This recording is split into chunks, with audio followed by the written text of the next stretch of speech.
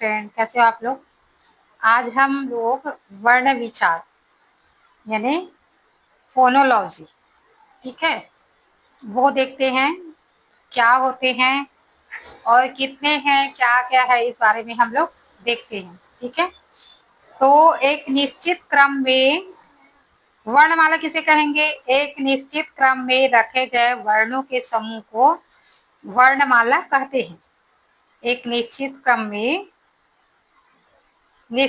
में वर्णों के समूह को वर्णमाला कहते हैं। निश्चित क्रम में ना, ठीक है। निश्चित क्रम का क्या मतलब है? जैसे क के बाद ख आएंगे, है ना, क के बाद ख आएंगे। जैसे यहाँ पे देख सकते हो आप, निश्चित क्रम है ये नहीं कि पहले ख आएंगे उसके बाद क आएंगे, ऐसा नहीं। तो ये इसको वर्ण नहीं बोलेंगे, ठीक है। तो निश्चित क्रम में होना चाहिए।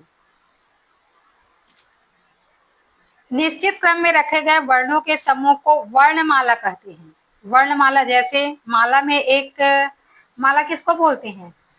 फूलों का एक फूल नहीं होते, बहुत सारे फूल रहते हैं। वैसे ही जो वर्ण होता है उसमें एक वर्ण नहीं होते हैं। वर्णमाला में एक वर्ण नहीं, बहुत से वर्ण मिलके एक माला बनाए हैं, ऐसा बोल सकते हो, ठीक है। तो निश्चित क्रम में रखे गए वर्णों के समूह को वर्णमाला कहते हैं। हिंदी वर्णमाला में कुछ 52 वर्ण है। कितने हैं हिंदी वर्णमाला में? कुल 52 वर्ण है। इनमें से 2 अयोगवाह प्लस 11 स्वर है, इक्वल टू 13 स्वर, ठीक है। 2 अयोगवाह कौन सा है? अम और आहा, ठीक है। अयोगवाह कौन सा है? अम और आहा, ठीक है। ये अम है और दूसरा है आहा, ठीक।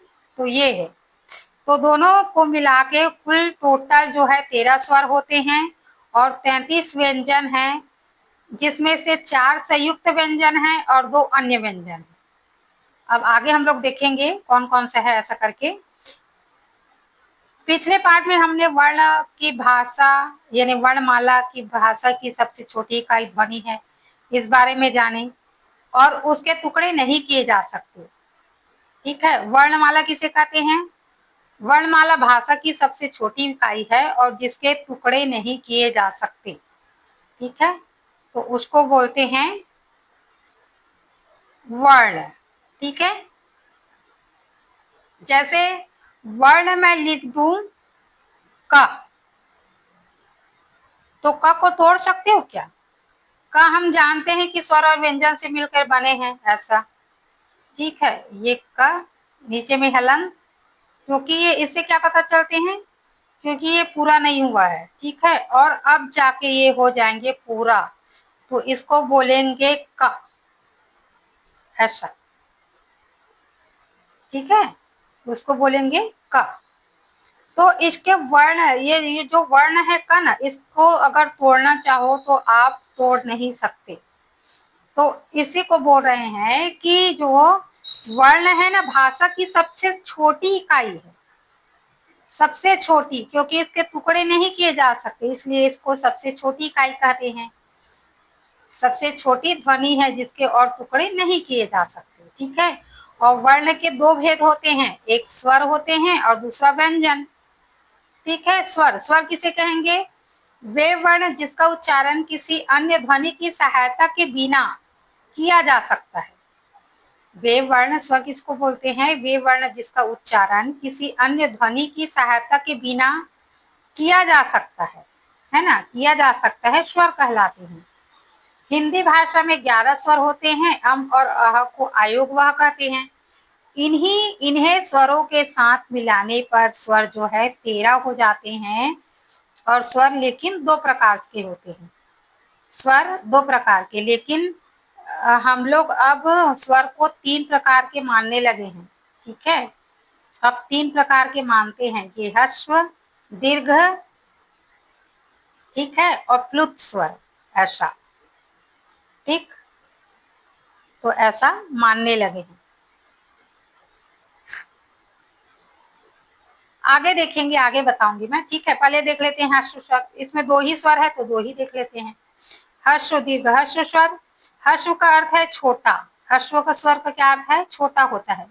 वे स्वर जिसका उच्चारण करने पर कम समय लगता है उन्हें ह्रस्व स्वर कहते हैं। इसमें और ये ह्रस्व स्वर को ना ह्रस्व स्वर को ही मूल स्वर कहते हैं। ठीक है, ह्रस्व स्वर को ही मूल स्वर कहते हैं, ये भी याद रखना इसको, मूल स्वर। फिर आते हैं दीर्घ स्वर। तो ह्रस्व स्वर कितने हैं? 4 होते हैं, 1 2 3 और 4। जो पूछते हैं इसकी संख्या, ह्रस्व स्वरों की संख्या कितनी है, तो वो 4 होती है। फिर आते हैं दीर्घ स्वर। दीर्घ स्वर का अर्थ है बड़ा, जिन स्वरों के उच्चारण में अधिक समय लगता है, अधिक समय, उन्हें दीर्घ कहते हैं। जैसे आ, ई, उ, ए, ओ तथा ओ, ऐसा।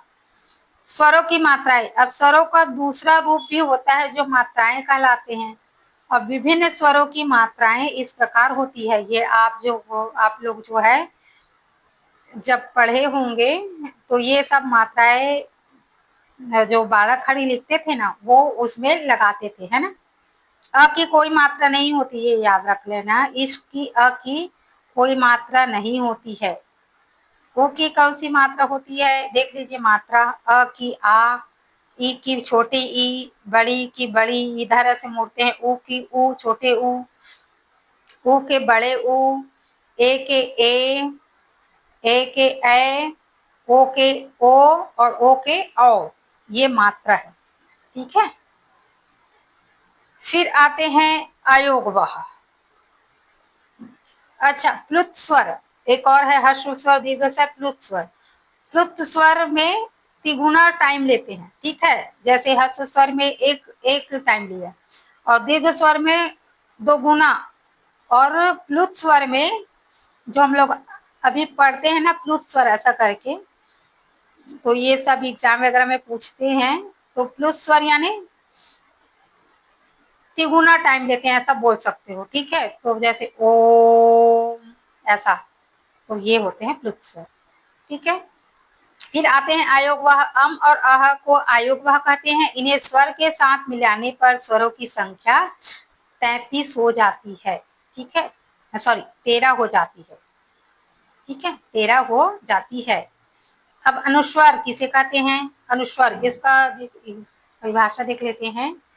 जब किसी वर्ण का उच्चारण करते समय हवा केवल नाक से ही निकलती है। हवा कहाँ से निकलती है? नाक से निकलती है ना। जब किसी वर्ण का उच्चारण करते समय हवा केवल नाक से ही निकलती है, तब वह स्वर अनुस्वर कहलाता है। लिखते समय यहाँ पे बिंदे देखो ऊपर लगाया जाता है ना। इस वर्ण का जो पहचान क्या है, ये यही है, बिंदी लगाया, जैसे कंस, हंस, पतंग। ठीक है, तो इस तरह से ये इसके एग्जाम्पल है। ठीक, तो ये जो है अनुस्वर है, यानी अनुस्वर की क्या परिभाषा है? जब किसी वर्ण को उच्चारण करते समय हवा केवल नाक से ही निकलती है तो उसको बोलते हैं अनुस्वर। है समझ में? फिर आ जाते हैं अनुनासिक।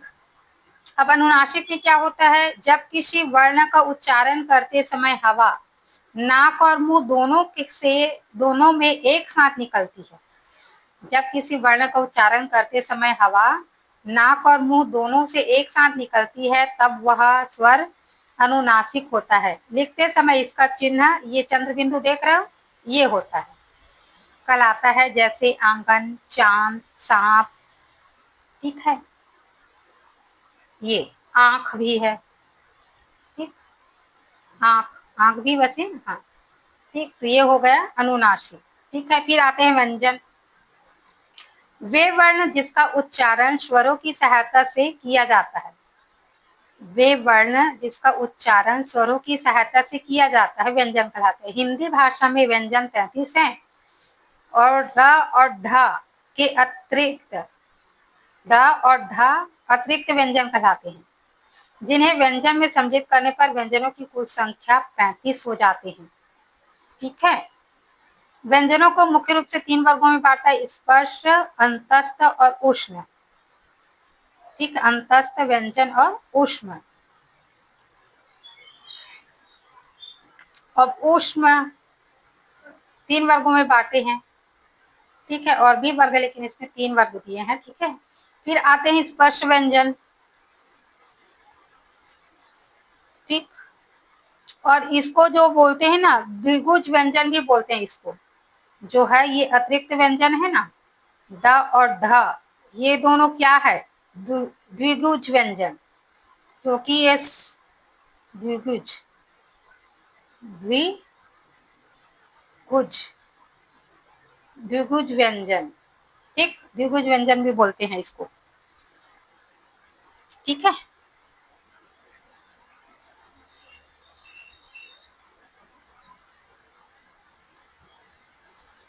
और ये जो 33 व्यंजन बताए हैं ना, ये कोई इसको किसने दिए हैं, कामता प्रसाद गुरु ने ना 43 वर्ण माने हैं, ठीक है। कामता प्रसाद गुरु ने वर्णमाला की ध्वनियों की संख्या में काफी विवाद था, कोई 52 मानते हैं और हिंदी वर्णमाला में भी 52 स्वीकार करते हैं, लेकिन कामता प्रसाद गुरु जो है 43 माने हैं, ये याद रखना, ठीक है। ऐसा क्वेश्चन आ सकते हैं कि किसने 43 माने हैं, तो कामता प्रसाद गुरु ने।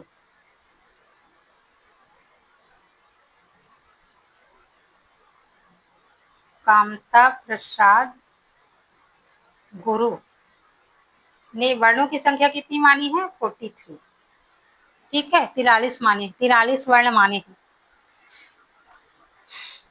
ठीक। फिर और देख लेते हैं स्पर्श व्यंजन।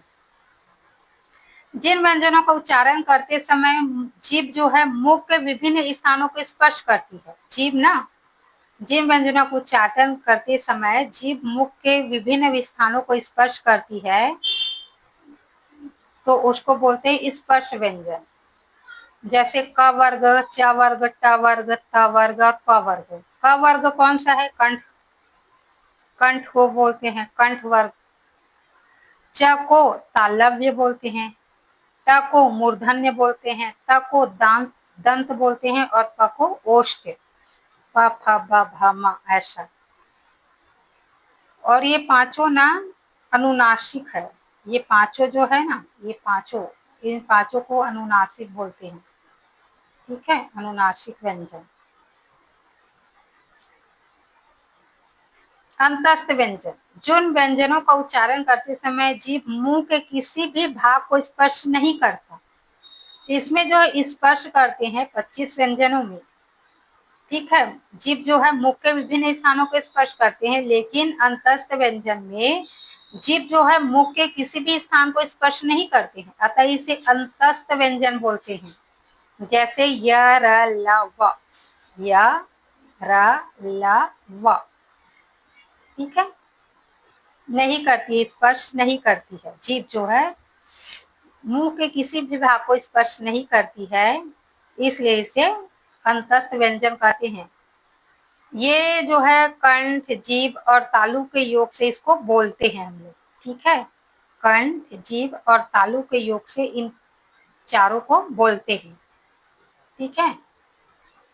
और ऊष्म व्यंजन, जिन व्यंजनों का उच्चारण करते समय मुंह में हवा की गति के सहयोग से ऊष्मा यानी गर्मी पैदा होती है, ठीक है, गर्मी यानी घर्षण पैदा होती है, ये ऐसा बोल सकते हैं, घर्षण द्वारा ऊष्मा उत्पन्न होती है।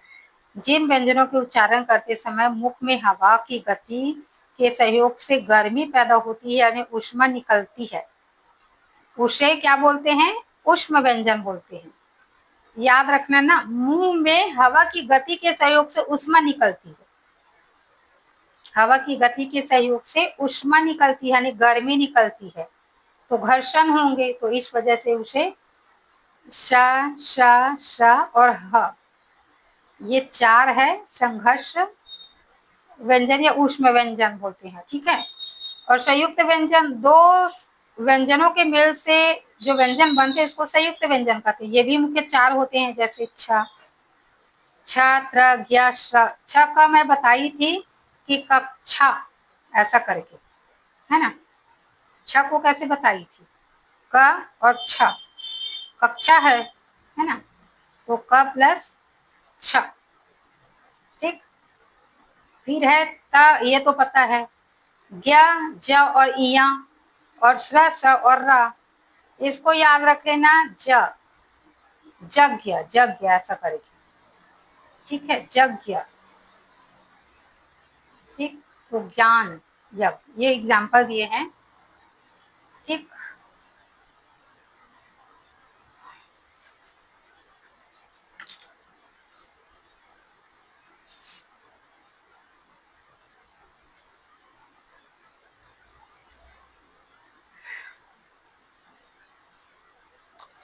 और इसमें घोष अघोष ये सब भी है, तो इसको कुछ ज्यादा ही हो जाएंगे। तो चलिए मिलते हैं नेक्स्ट वीडियो में। फिर हमने क्या सीखा, क्या सीखा यहाँ पे देख लेते हैं। क्या सीखा कि निश्चित क्रम में रखने पर रखे गए वर्णों के समूह को वर्णमाला कहते हैं। वर्ण दो प्रकार के, तो स्वर और व्यंजन। जिन स्वरों का उच्चारण करते समय कम समय लगते हैं उसे हर्ष स्वर, और जिन स्वरों के उच्चारण करते समय अधिक समय लगता है उसे दीर्घ स्वर कहते हैं। स्वरों को दूसरा रूप मात्रा कहलाते हैं। स्वरों का दूसरा रूप क्या है? मात्रा कहलाते हैं, ये याद रखना। ऐसा पूछ सकते हैं कि स्वरों का दूसरा रूप क्या है, तो स्वरों का दूसरा रूप क्या कहलाता है? तो मात्रा कहलाता है स्वरों का दूसरा रूप। ठीक है, याद रखना ये। फिर और देख लेते हैं, अभ्यास है ना, अभ्यास का कर। अस्वर की कोई मात्रा नहीं होती है ना, अस्वर की कोई मात्रा नहीं होती। वे वर्ण जिसका उच्चारण स्वरों की सहायता से किया जाता है उसे व्यंजन कहते हैं। व्यंजनों को 3 वर्गों में बांटा है, स्पष्ट, अंतस्थ, ऊष्म। व्यंजनों के मेल से बने व्यंजन संयुक्त व्यंजन कहलाते हैं। हिंदी वर्णमाला में 52 स्वर्ण, जिसमें से 13 स्वर, 35 व्यंजन और 4 संयुक्त व्यंजन शामिल है। ठीक है,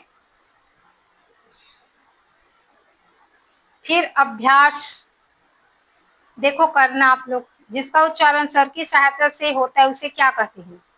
जिसका उच्चारण स्वर की सहायता से होता है। अगर ये वीडियो आप लोग देखे होंगे शुरू से, तो आप लोग तो ऐसे ही बता लोगे, जो अभ्यास करते हैं वो तैयारी कर रहे हैं एग्जाम की, तो पढ़ा बताना। फिर ये सब स्वर खाली स्थान के प्रकार के होते हैं। छ, त्र, ज्ञ संयुक्त खाली स्थान है। वर्णमाला में कितने कितने वर्ण है? व्यंजन के साथ लगने वाले स्वर के विशेष चिन्ह खाली स्थान कहलाते हैं। स्वर के साथ लगने वाले विशेष चिन्ह क्या कहलाते हैं बताइए?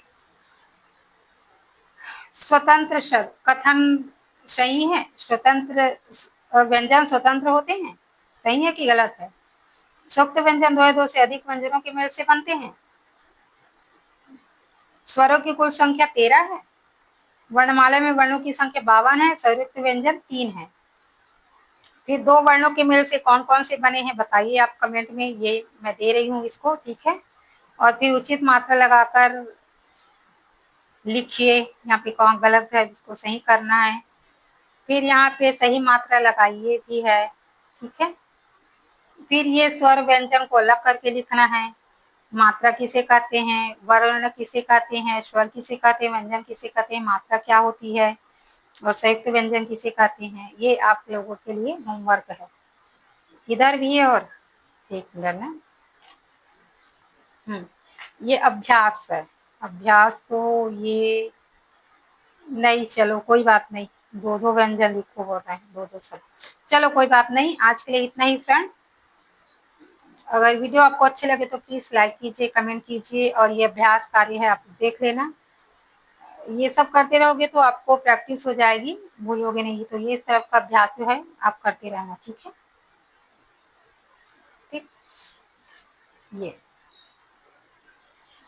एक बार और देख लो। तो तब तक के लिए धन्यवाद।